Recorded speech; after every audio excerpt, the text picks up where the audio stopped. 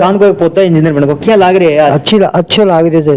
अच्छा लाग रही है बढ़िया एकदम थे। खुशी हो रही है सागिडी। तो पोतो अब सिकरसु हटाएगो तो पोता ने काहे खिलो वाएगो कि मिठो माटो खाई से खिलावा था खूब है खाई की खोवा था शिरो सर बनाया कौन बनाया शिरो भी बनाया था शिरो भी बनाया था। फैकल्टी वहाँ की कैसी देखते हो आप मतलब? और फैकल्टी सारी आईआईटी से है।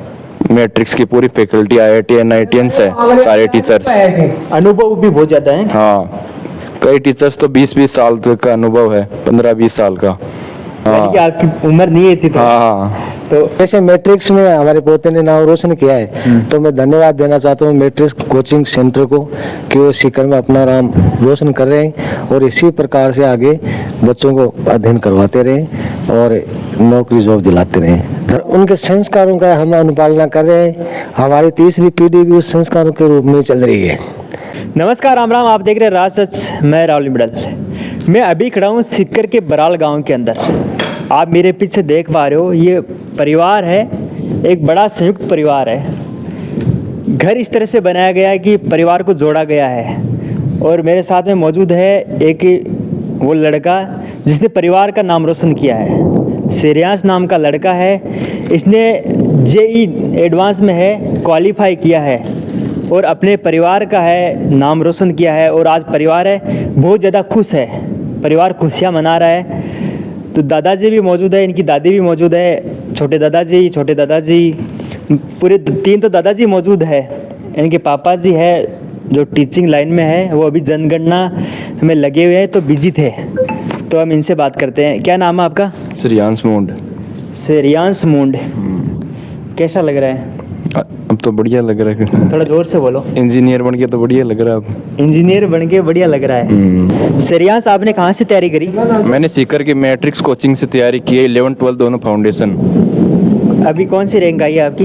अभी मेरी 5900 रैंक आई है और ओबीसी में 1320 रैंक आई है। मतलब ओबीसी में 1320 रैंक। हाँ। मतलब बढ़िया आपका परफॉर्मेंस। हाँ। माइंड में कब से सोच रखा था कि मेरे को जेई की तैयारी करनी है, इंजीनियर बनना है? 9-10th क्लास से, जब मैं वहाँ पे बच्चों को देखता था ऐसे जेई के एस्पिरेंट्स को।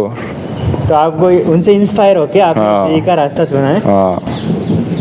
तो आपका परिवार, पापा जी वहीं रहते हैं कि सीकर में ही? हाँ, अब वहाँ पे रहते पढ़ाने के लिए हम, मेरे को छोटे भाई को। और अच्छा, आपका छोटा भाई भी पढ़ाई कर रहा है। हाँ। और आप तो इंजीनियर बन ही गए हैं। अब हाँ। काउंसलिंग की देरी है और काउंसलिंग चल रही है अच्छी।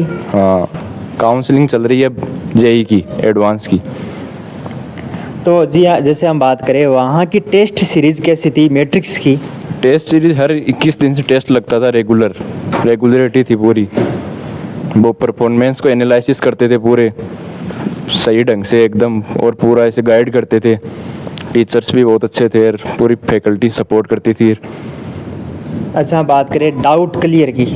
जैसे डाउट हो जाए आपको, कोई क्वेश्चन को लेकर शंका है, तो उसमें आप किस तरह से देखते थे वहाँ पे? पहले तो आप पूरी क्लास चलती है, क्लास में भी पूछ सकते हो डाउट, खड़ा होकर के आप? हाँ, कभी भी। हाँ, सर बताते हैं, मना नहीं करते कभी भी।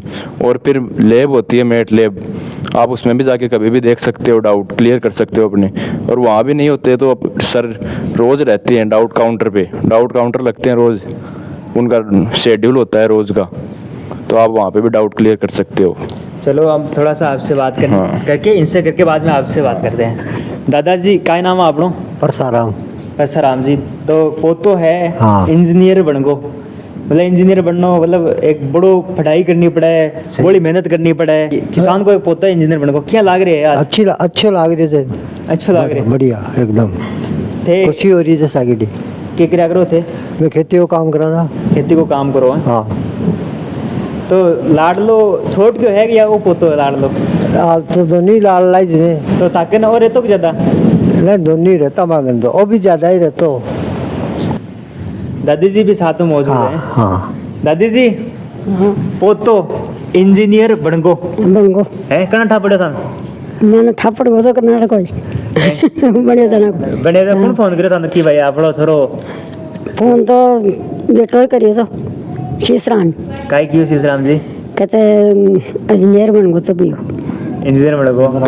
तो कोई स्पेशल बनाए हो? हाँ, लमरा गो कहते बढ़िया नंबर आएगा। हाँ बढ़िया नंबर आया तो ताकि तो खुशी चार चांद लागा ना खुशी हाँ में। ये खुशी खूब खुशी हुई मगा तो खुश हुआ काय खेलना चाहो हो बेट पोतान पोता में कहीं कि बुढ़ापा में सेवा करते हैं। हाँ नहीं ऐसी तैयारी करो और बुढ़ापा में सेवा भी करो बुढ़ापा में सेवा भी करो। आज कुछ आ कि हाँ। पोतो इंजीनियर बनने को तो सेवा भी करते हैं। हाँ सही से सेवा भी करेगी कि पोतो पूरा परिवार था को पढ़ाई लिखाई में आगे ही है ना। हाँ आगे है। सब पढ़ा है और ताको संयुक्त में हाँ परिवार सब भी सब परिवार पढ़े थे सब लिखा पढ़ा थे सब नौकरी लाग रहा थे बेटा एक ही को लाग रही हो छोटका देवर कोई को लाग रही हो सका लाग रहा थे वो भी बैंक में लाग रहे थे वो भी बैंक में लाग रहे हैं। हाँ फिर पापा मास्टर से बिका भी तो बेटा छोटका छोटा सा दादी जी तो गाटा खुश आ जाए। हाँ गड़ा कुछ सामने तो पोतो अब सिकरसु हटाएगो तो पोतन काहे खिलो वाएगो कि मिठो माठो हाँ खाई थे खिलावा था खूब हैं खाई की खुआवा था सिरो सर बनाए कौन बनायो सिरो भी बनावा था वो खाई खुआवा था तो श्रेयांश अगर मानते हैं कि एक दिन क्लास मिस हो गई एक दिन नहीं क्लास में नहीं जा पाए तो वहाँ उस स्थिति में मतलब अगले दिन क्या वो मिलता है क्या वापस मटेरियल। नहीं वो सर से बात कर लें तो सर अगर एक्स्ट्रा टाइम देके सर भी पढ़ा देते हैं और लैब होती है मेट लैब उसमें सारे रिकॉर्डेड लेक्चर होते हैं वो भी आप होता है ना। हाँ। वो वापस आप रिकवर कर हाँ वापस आप उसी दिन कर सकते हो रिकवर पूरा बराबर हो सकते हो वापस क्लास के। मैट्रिक्स का ये रिजल्ट आया तो वहाँ का औसत कैसा रहा आपकी बार। रिजल्ट तो मैट्रिक्स का हर साल बढ़ता ही रहता है बढ़िया आता रहता है हर साल कुछ ना कुछ नया रिजल्ट आता है उनका और अच्छा ही रिजल्ट आता है हर साल सभी कोचिंगों से अलग आता है। अच्छा आपके कुछ दोस्त तो बने होंगे ना वहाँ पे बातचीत हुई तो सबने क्लियर किया हाँ क्या? सबका रिजल्ट बढ़िया है सबका क्लियर हो गया मेरे क्लास वाले मेरे पास थे उनका 5-7 का।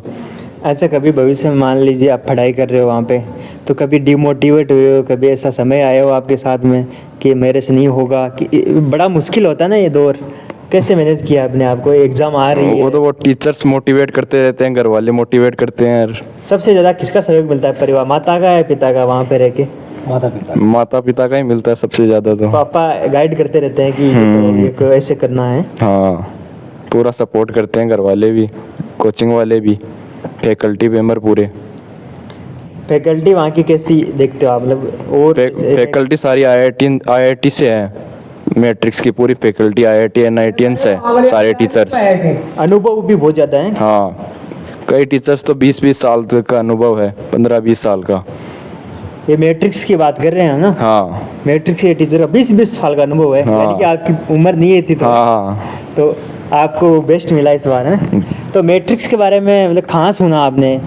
मैट्रिक्स के बारे में मैं वहाँ पे सीकर में रहता था तो चारों ओर बच्चों को देखता था तो उनका रिजल्ट देखता था तो फिर मैट्रिक्स का सबसे टॉप रिजल्ट रहता था हर साल।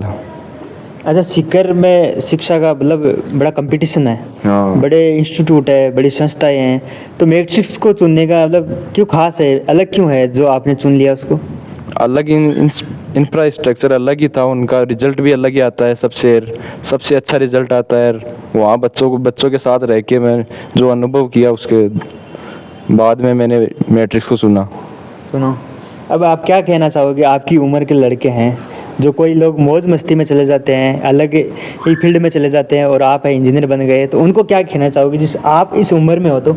मेहनत करोगे तो मेहनत का फल तो मिलेगा ही और मेहनत करोगे फल मिलेगा तो दादा लोग हैं मुस्कुराएंगे कितना खुश परिवार होगा ना सभी खुश होंगे। अच्छा अभी मास्टर है वो तो मतलब यहाँ हाइट में तो लंबो हो लेकिन अब पदसु भी लंबो हो है। देखो वो तो बढ़िया संस्कार चलो दादाजी और को दादी जी और को अच्छो संस्कार मिले हो।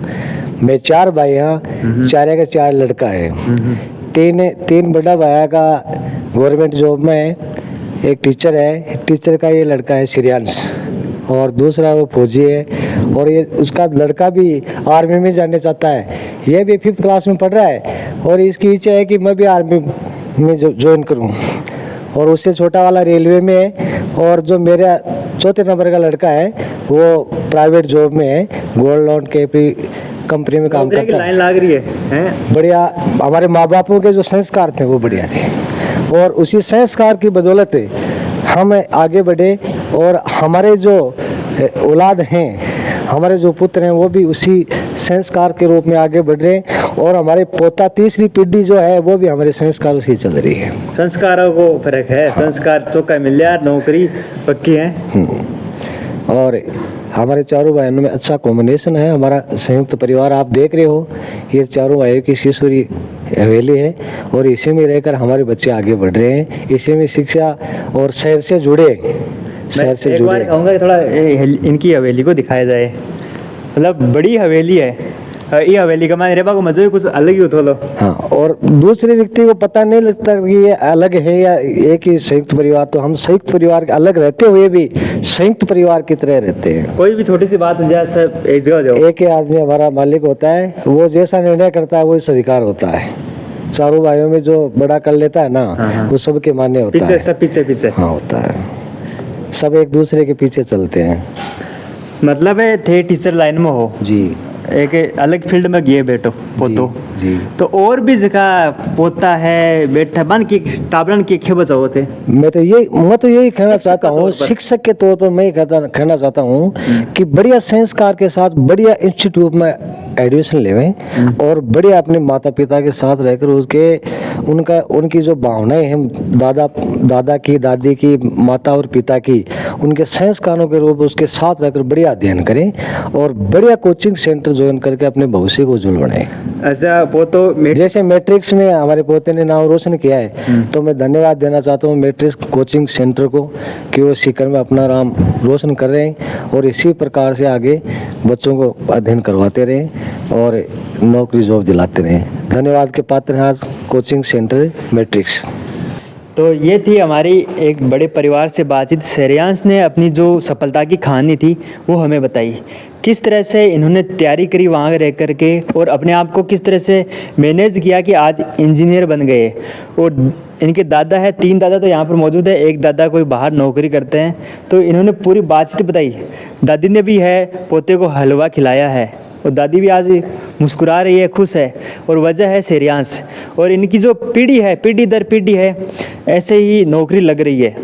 इनके बड़े छोटे दादाजी ने बताया कि हमारे परिवार के संस्कार है, हमारे जो बुजुर्ग थे पीढ़ी दर पीढ़ी, उन्होंने इस तरह से संभाला परिवारों को, इस तरह से शिक्षा में जोड़ा कि आज जो सारी पीढ़ियाँ हैं सक्सेस हो रही है।